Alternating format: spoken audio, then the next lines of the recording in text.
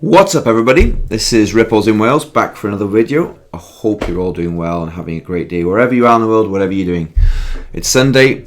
Sunday's fun day. We always say that on the channel. I hope you're getting out and doing some cool stuff in the outdoors today. Do not sit on computers all day and look at crypto charts. Let the markets come to you. So I was working till late yesterday, but I managed to get out for a nice meal. And had an interesting conversation that I wanted to tell you all about. And it was to do with one of my mates who's in one of my groups. A good friend, let's put it like that. Yeah, I haven't known him that long, but he's a good mate, a good solid guy. Works in oil. He'll know who he is, and he maybe listens to this later on in the video. But I said to him, listen, this conversation, I've got to tell the subscribers about it. And it was to do with, we were sitting having a drink. I don't drink alcohol, but he was having a beer, and I was having a soft drink, and he was saying that he was just so fed up of this market, so fed up of XRP. It hadn't done what he'd planned it to do after the lawsuit change. After the lawsuit, you know, the news that came out, the positive news that came out, I may add. And he was done with it. And, you know, he wasn't selling it, but he was just like, I'm so over it. I'm going to look at different stuff now. It's just, you know, I don't think it's going to do what we all talked about. And he'd lost faith. And I found it a fascinating sentiment check on where people are at. They're being ground down by the markets. And I just sat there and just observed in a very kind of conscious state for once, and thought, wow, this is really interesting. I'm being able to now observe other people's emotional reality to do with the markets. And I feel quite content with the markets at the minute. I'm nor positive nor negative, I'm neutral. And it's a really good place to be in. And I just listened to him and nodded and smiled. And I told him, just sit on your XRP, it's in cold storage, no dramas, it'll come to something. And you could see he was really broken by the fact that XRP didn't moon. And I wanted to bring this to your attention because there are plenty of people who have called moon. And this is what it does to people's emotional fragility. It breaks them when they don't get what they want in terms of what they've, everyone's been talking about. Oh, we're going to get rich. It's going to come instantly. We're going to make, $50 at XRP overnight, $100, $2,000. People build an emotional expectation in the markets, and when the markets don't deliver that, which they won't, what happens is their fragility comes to the fore, and this is when people capitulate. And it's always darkest before the dawn. Right? And what I mean by that is a metaphor to say things may get worse before they get better. And I'm not trying to be a pessimist or anything, but if you have that, emotional shield and you guard your emotional environment, it won't be a problem for you. But, he'll know if he listens to this. I'm not going to drop his name, but I was like, wow, it's like really interesting. And hopefully he just stays the course. He's going to go and play in the meme coins for a bit. And this is interesting, right? Because the markets are they're flat. No, it's not doing what everyone wants. So people are jumping into meme coins. People are finding, degen moves, myself included, while the markets are really flat. But ultimately, it's a time in the markets really to really have a dig around and find the gems and start kind of laying down capital formations at the bottom. Anyway, without further ado, I wanted to talk about that just briefly and just to touch upon that. We're going to move into some news in a minute, but I wanted just to touch base on a little bit of the market cycle stuff. So I was looking at some of blockchain backers' tweets earlier on, and this is what brought me to think, or to think about reposting this. I'm just going to go into my profile briefly, and I just retweeted something blockchain backers put out here. So I've put the rotation. Bitcoin is my second biggest holding in USD value in my crypto portfolio. Today I sold 5% of my BTC and rotated it into XRP. And while it's not a significant amount of the BTC, it's the beginning of the process I've started. So he's now beginning to rotate his Bitcoin holdings into XRP. Okay, the plan is to continue doing up to 50% of my BTC. Now this is really, really sound thinking. When you look at the kind of the macro perspective of the BTC cycle chart, I'm hopefully going to try and just illustrate it in a few very basic lines that I've just thrown onto the screen here, and mimicking hopefully what blockchain backer was trying to illustrate and why he's rotating, although he's using the Bitcoin USD or Bitcoin XRP chart. I'm just going to use the Bitcoin chart over USD, and I'm just going to look at the previous cycle really super quick. We've got the previous all-time high in the markets in 2018, okay, which came down to a low. Then we had a relief rally up and a relief rally top. Then we had a fall back of the relief rally to form a bottom, and then the bull cycle started. What we're seeing is a similar pattern. If we fast track to the previous high last cycle in November 2021, we had it fall back to a bottom of this year, or last year in, when was it? December 2022. Then we've been in a relief rally since then. We're now in August 2023, and we're about to see probably the third leg and the formation of a top occurring on that, which will be just a bit further up here, maybe up the neckline at 40,000 thereabouts in Bitcoin if it makes it. And then what we see further is a relief rally fall, a fall off like the previous cycle to a bottom. Now, we've got the XRP charts coiling up. On the daily, we've looked at this before. We've got it on the monthly. It's all looking rather positive. There's probably going to be a pullback, but essentially the XRP charts are winding up as the Bitcoin charts rotate over. Now, that money from Bitcoin will spill over, and the whales will rotate it into any cryptos that are looking really bullish. And this is what I think BCB is illustrating at. Anyway, that said, let's move on to some news. BRICS. DAI posted this, and I just wanted to reiterate, and let's have a listen to this about all BRICS news coming. I think I want to focus first and foremost. Everyone's talking about the meeting August 22nd in Johannesburg, and rightfully so. This is a big deal. The BRICS Alliance and their meeting, talking about expanding, talking about issuing a commodity or a gold-backed currency, as James Rickard has mentioned. Well, these are all very, very, very big deals. And whether or not they issue a gold-backed currency on August 22nd, to me, isn't really the biggest deal. I think ultimately they will. There's no question to me but that they will issue a commodity-backed currency.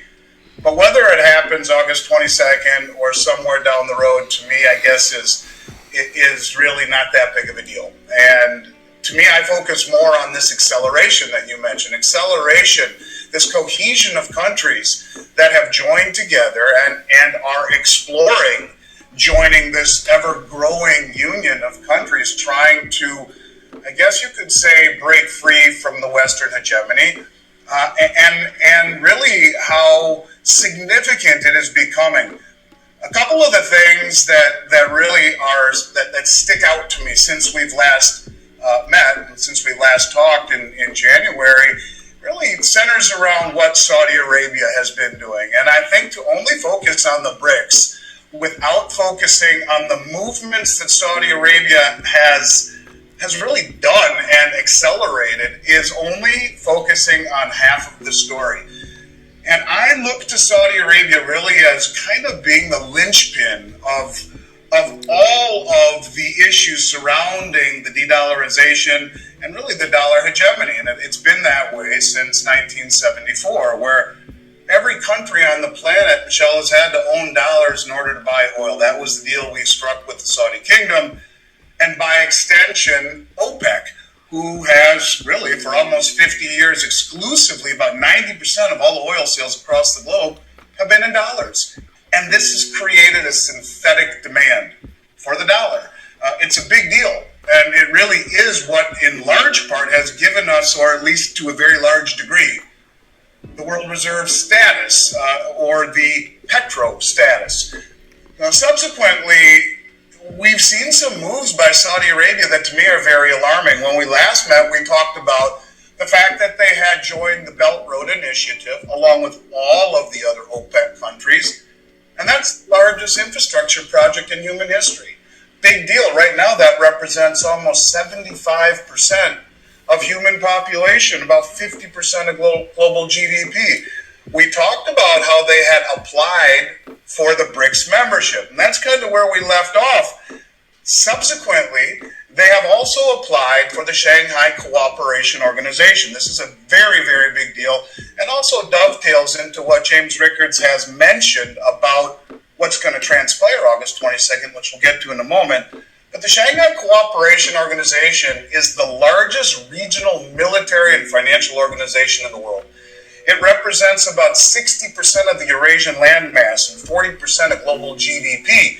It's very significant in and of itself. And with Saudi Arabia joining BRICS, the Belt Road, and now the Shanghai Cooperation Organization, we can see the movement that they are making. We can see what's important to them. We can see how they are pushing away from the Western influence and getting very close with some very, very powerful entities, influential entities that are growing more so by the moment.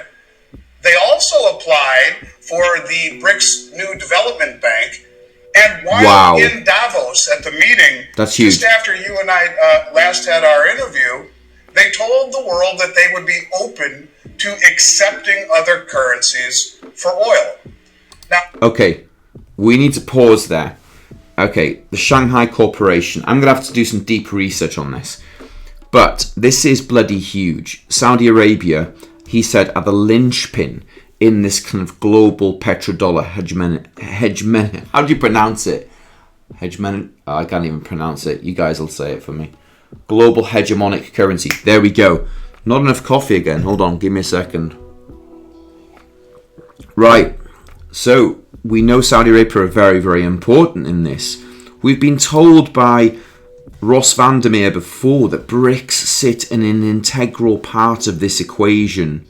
Okay, with a gold-backed currency system. We don't know what that is, and with Russia and China rising up. We've seen this echoed to us before in other images that Ross Vandermeer, Marvin Gaye left us. The BRICS, the globe, China, next to the world, handshakes between America, China and Russia, okay, and the BRICS nations as is formative. And then we've also seen these images, the connection of BRICS to one of Marvin Gaye's images, and this might not make a lot of sense to you all, but AIIB, okay, and its connection to BRICS is really interesting, and I'm going to have to do a deep dive into that. But the AIIB is the Asian Investment Infrastructure Bank, okay, and they are like the competitor to the World Bank for Asia, from what my limited knowledge on it, okay.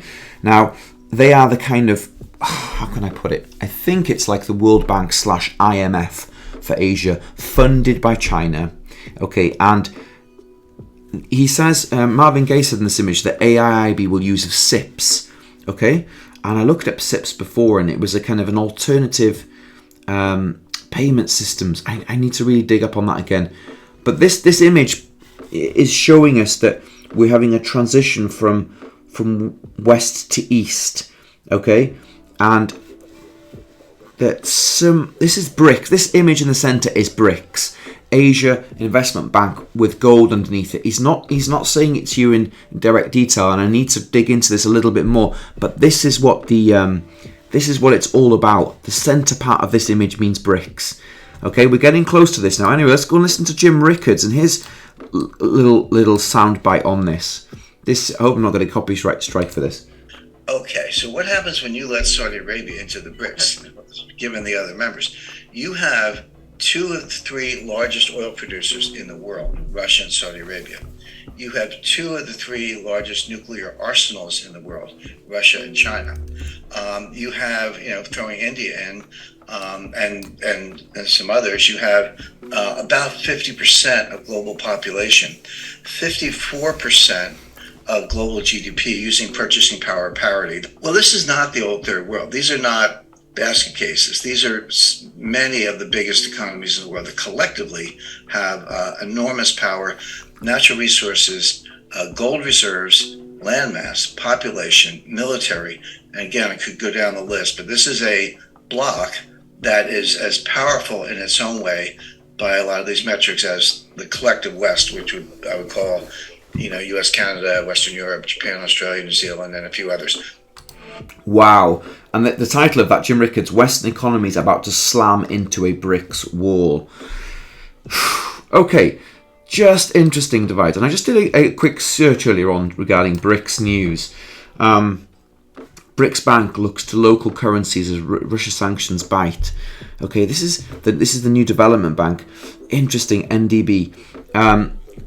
BRICS members, Iran seeks South Africa's support for accelerated membership. BRICS 2023 summit, challenge to Western dominance, US dollar, says South Centre chief. 45 countries prepared to join BRICS, weeks before summit. A total of 45 countries are preparing to join BRICS alliance weeks ahead of the summit in Johannesburg.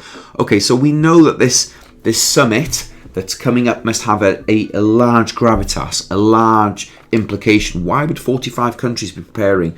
BRICS expansion to make West recognise New World Order, de-dollarization, UAE professor. It's fascinating. All my eyes right on our BRICS. In BRICS search for purpose, Belt and Road Initiative could be the answer. What did Ross Vandermeer and Marvin Gaye talked about? The Connect to the Belt and Road Initiative. It was talked about a minute ago in this clip here that we just listened to, the Belt and Road Initiative and Saudi Arabia's connection to it. Okay, World Bank, IMF, AIIB. Okay, these are the parts of the puzzle that we need to draw together, and it's all the answers are in the middle here. A BRICS, a new financial paradigm. BRICS Summit 2023, unveiling potential geopolitical paradigm shift. Holy shit, this is really interesting. Anyway, just a quick touch upon that, right? BRICS and its effect on things. This is going to be big, guys. You know, it was presented to us before about this, and it's kind of at the far end of the cycle in this image, the shift from right, in this image, right to left. We've seen it here.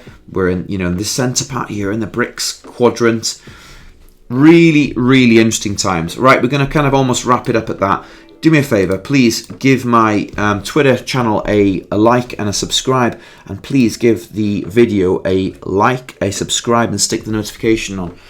I hope you all have a wonderful Sunday wherever you are in the world and whatever you're doing. I'm going to keep this short and sweet. Anyway, listen, see you in the next video, and be blessed.